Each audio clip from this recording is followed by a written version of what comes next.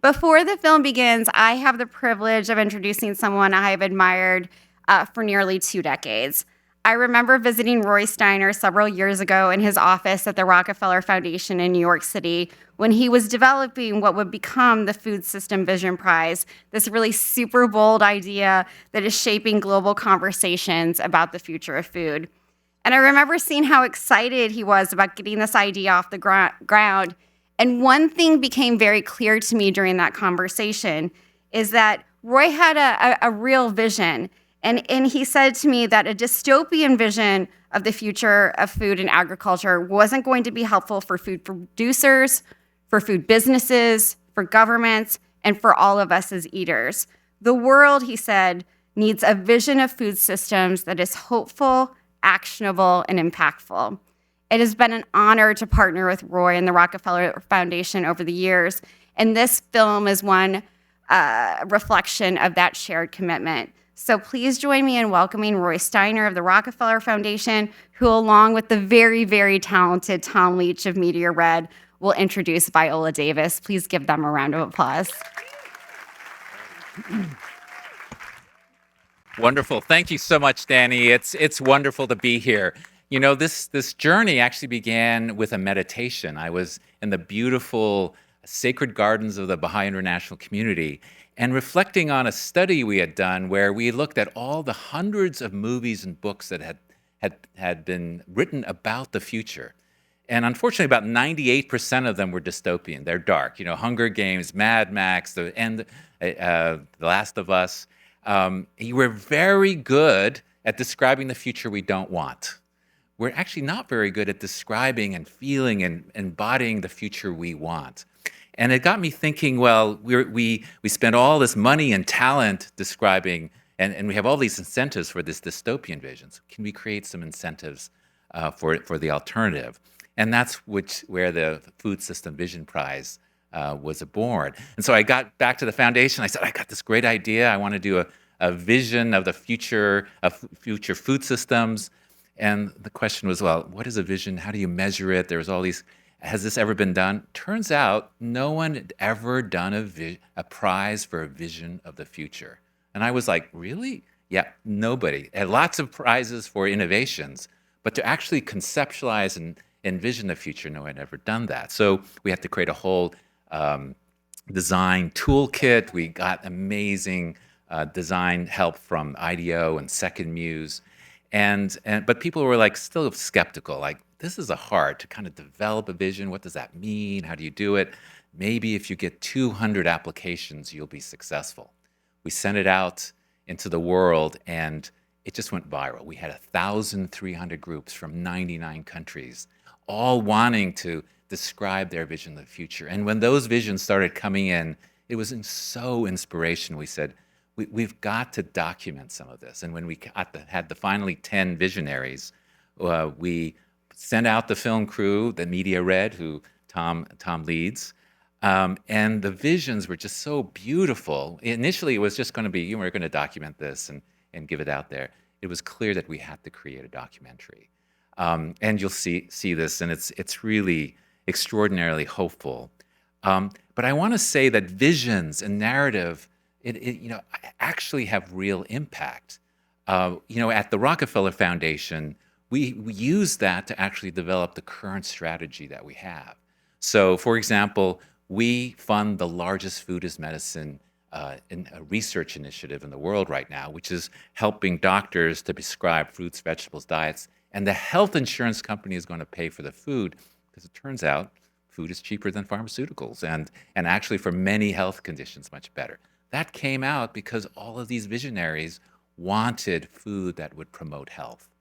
I fly tomorrow to Berlin to launch the School Meals Accelerator, which is aim is to expand school meals to 100 million more children, and then use that to shift our food systems to more regenerative practices. And that came out of this real desire from all these hundreds of communities that want food to contribute to culture, to the health of their children. And then finally, we started asking the question about quality. There's so much emphasis on productivity. How do you measure the quality of the food? And you know what? It turns out we only measure 1% of the molecules we put into our body. That's when you look at a label, you're looking at only 1%. 99% of the molecules we don't measure and we don't fully understand. So we launched something called the Periodic Table of Food Initiative. It's using mass spectrometry and bioinformatics to, for the first time, fully understanding the food that we're eating. That came out of vision. That came out of narrative. In a world that's polarizing, that's really going in many cases the wrong direction, I think we need something that brings us together, the vision of a united world, a peaceful world, a just world.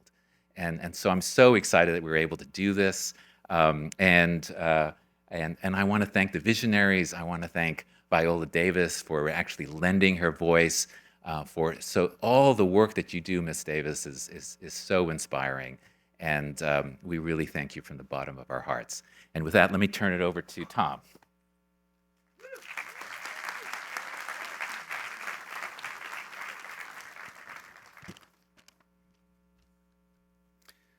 Ladies and gentlemen, distinguished guests, family, and friends. My name is Tom Leach. I had the privilege of producing the film you're about to watch alongside an extraordinary team of hundreds of people, many of whom are here tonight and many more across the globe. When we talk about food systems needed to feed our global population by the year 2050, we often speak in the language of numbers, hectares of land, metric tons of grain, and the complex logistics required to feed 10 billion people every single day. It's easy, perhaps too easy, to get lost in the scale and complexity of it all. But the truth is, a global food system is not just an engineering challenge. It's a reflection of our collective conscience. It's a story about who we choose to see and who we choose to leave behind. To tell a story of this magnitude, you cannot simply rely on a narrator. You need a heartbeat. You need someone who understands that the distance between a farm and a dinner table is often measured in tired hands working quietly out of sight. Miss Davis, you have reached the summit of our industry. You are an EGOT winner, a master of the craft, and a profound interpreter of the human condition.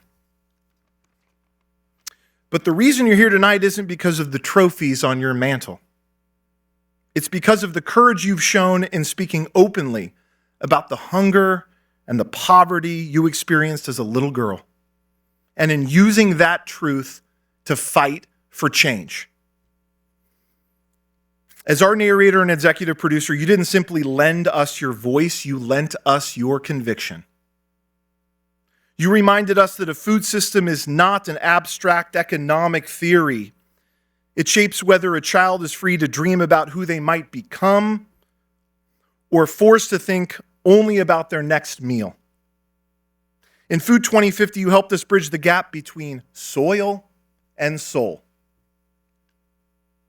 You challenge the world to see food security not as a matter of charity, but as a fundamental human right. And you have used your platform to help build a more empathetic future, one where by the year 2050, no child has to wonder whether they are worthy of a seat at the table. Viola Davis, for your tireless advocacy, your leadership in the fight against hunger, and your unparalleled ability to make the world care about the most vulnerable neighbors. It is my honor to present you with this award.